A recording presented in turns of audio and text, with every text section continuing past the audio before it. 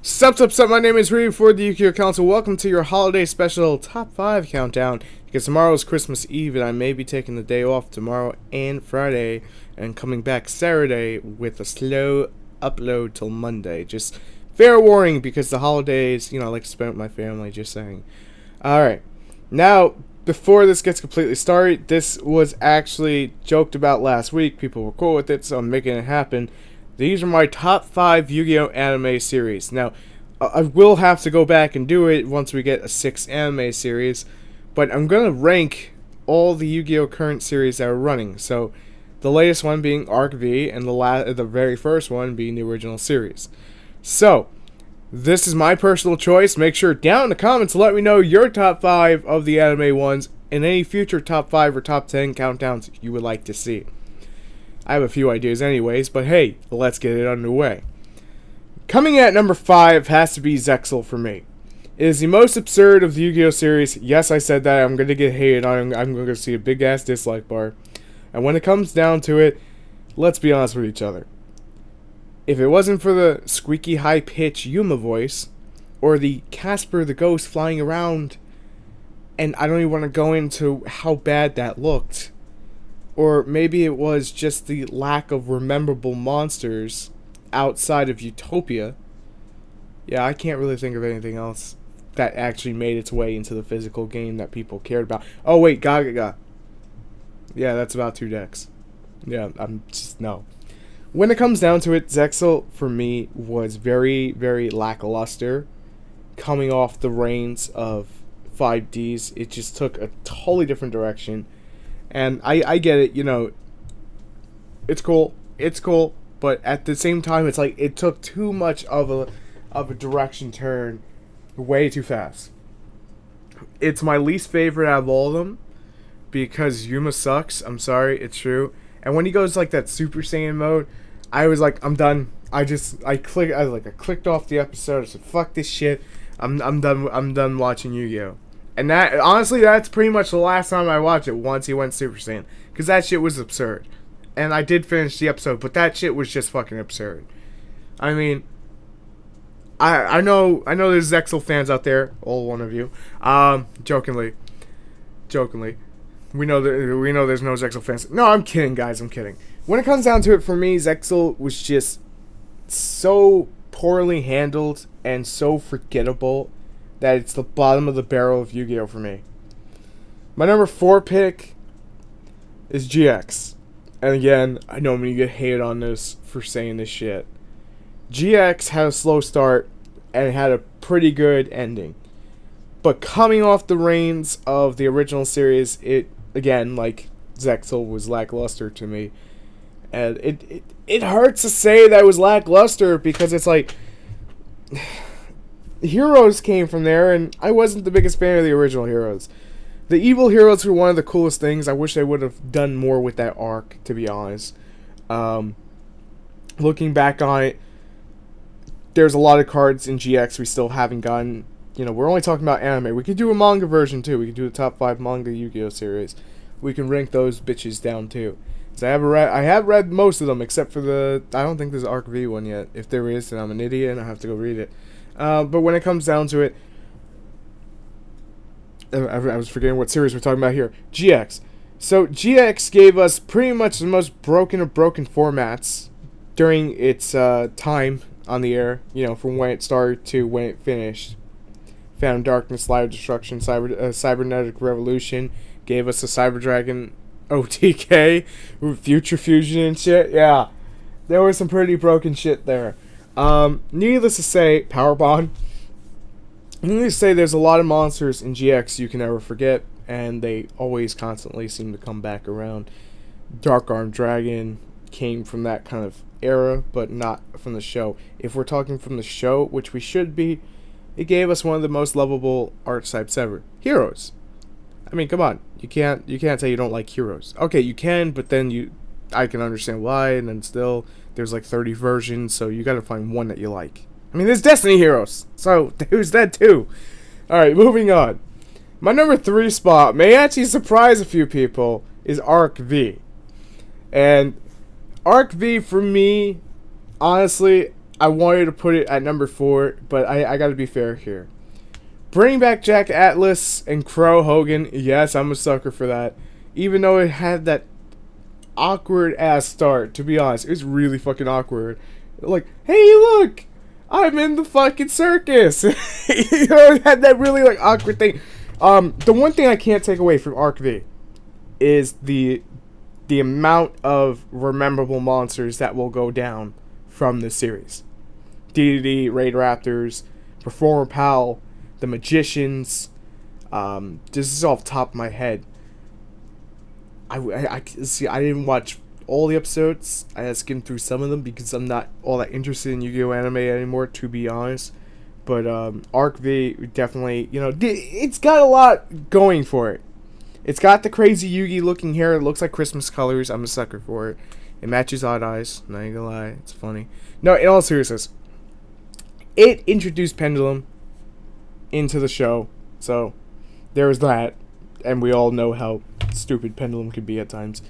When it comes down to it, though, we're talking about the series itself. It's actually pretty decent compared to... Okay, it's not decent. It's godly compared to Zexal. Is that fair enough to say? I think it's fair enough to say. I can't talk enough about it, but there you go. Number 3 spot. My number 2 spot has to be 5Ds. And again, this may surprise people because I always talk highly of 5Ds, but it's definitely the number 2 spot for me.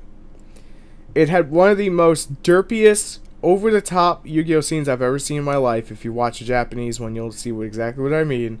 When they do the Dark Signer arc, which was one of the greatest arcs in Yu-Gi-Oh history. I will go down saying that shit. It was one of the greatest, well-handled arcs in Yu-Gi-Oh.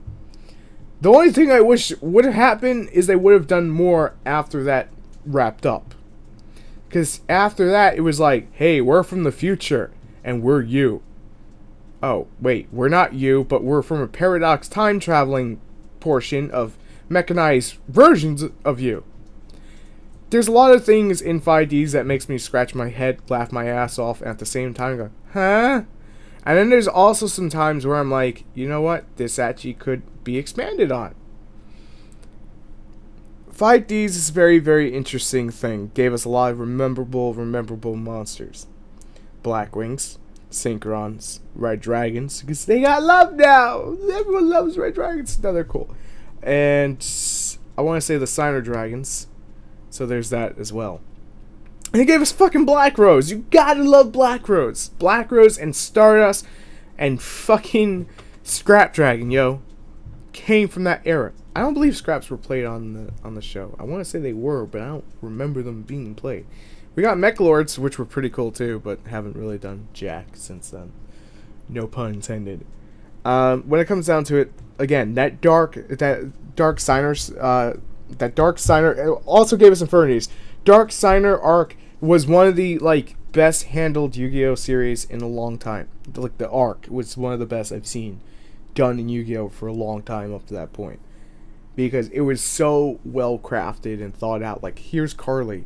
We're gonna take this dopey ass character and make her into a fucking, she's a sweetheart character, into this evil, corrupted version of herself.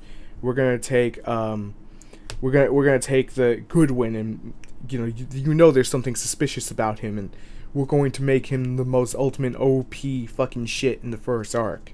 Like, it was second arc, because the first arc I think was a tournament, and it was just so much build up, and it was so well handled that I still can talk highly of it and remember 90% of it. Afterwards, though, especially post Dark Signer, there were some episodes I just kind of scratched my head and go, what the hell are we doing here? And some of those arcs did drag out quite a little bit, hence it's my number 2 spot. My number 1 spot, if you believe in the heart of the cards, you should have known this was coming, is the original series of Yu-Gi-Oh! And I know I'm going to sound nostalgic when I talk about it, but it's cool. Let's go to an island, because my grandfather's soul was taken from me through a videotape of a VHS that we totally know. Well, I guess if you weren't growing up in the 90s and growing up in the 2000s, you may not know that totally does not steal your soul and have a duel through the VHS. And it was one of the most over-top fucking things I've ever saw out of an anime during that time. And yes, I've seen a lot of over-top things, but come on, soul stealing through a VHS? That takes the cake! Okay, maybe not, but for me it did at the time. It's such a memorable fucking... a whole memorable series. If you've never watched the original series, you gotta do yourself a favor. You gotta go and you gotta watch it. Because you'll laugh at it because it's so over the top, but that's what makes it so perfect. There is a season 0 in... well, it's called season 0, I think, US. It's season 1 in Japan. And it doesn't take a place on the island. So you could pretty much skip that, go right into it, and have that build up, which is a lot better. In my opinion. But come on. You're at Kaiba with his 3 blue eyes. You can't attack directly. You gotta be stupid and fucking attack a monster on the board. And you pretty much run into a trap. And Deus Ex plot machine of fucking cards coming out of the ass. You gotta love it. Seriously. It's so over the top. And the first time, if you watched when they were airing it in America, if you watch when Yugi drops Exodia, he's like, I have the final piece of the puzzle! And Exodia comes up and just obliterates the crap out of Blue Eyes. And yeah, I know I just made my own fucking people salty. I'm sorry, but it was dope as hell. Or when Weevil took the Exodia cards and threw them off the boat. Or, I don't know, when Pegasus took Kaiba's little brother. Or if you saw the Japanese version for this one, when Kaiba jumps out the window and they're shooting at him. Or I could talk about the time when Mammoth Graveyard was fused into Blue Eyes, and because it's a decaying dinosaur, it was decaying Blue Eyes Ultimate Dragon. Which was one of the most hilarious things I've ever seen. I mean, come on, the 3-headed Blue Eyes White Dragon. Why wouldn't you like that? The original Yu-Gi-Oh! Series had pretty much everything going for it. There was only one arc I did not like that much, which was when they got trapped into the virtual zone, because it took away from Battle City. I feel Battle City should have finished, and then they would have went to it, and I understand why, but it was kind of like, damn it! It had one of the most memorable voice casts in Yu-Gi-Oh! History, at least for me, whether it be, for English compared to Japanese, it really was well done. And there are very few times, extremely very few times, I ever talk about the dubbing over, the actual Japanese voice actors. And the only other exception I can think off the top of my head is Dragon Ball Z. Because I think everyone can admit Dragon Ball Z had better English dubs than Japanese ones. And honestly, the original Yu-Gi-Oh! Series was up there for me too. So, it's with great honor, my number 1 spot is the original Yu-Gi-Oh! Series.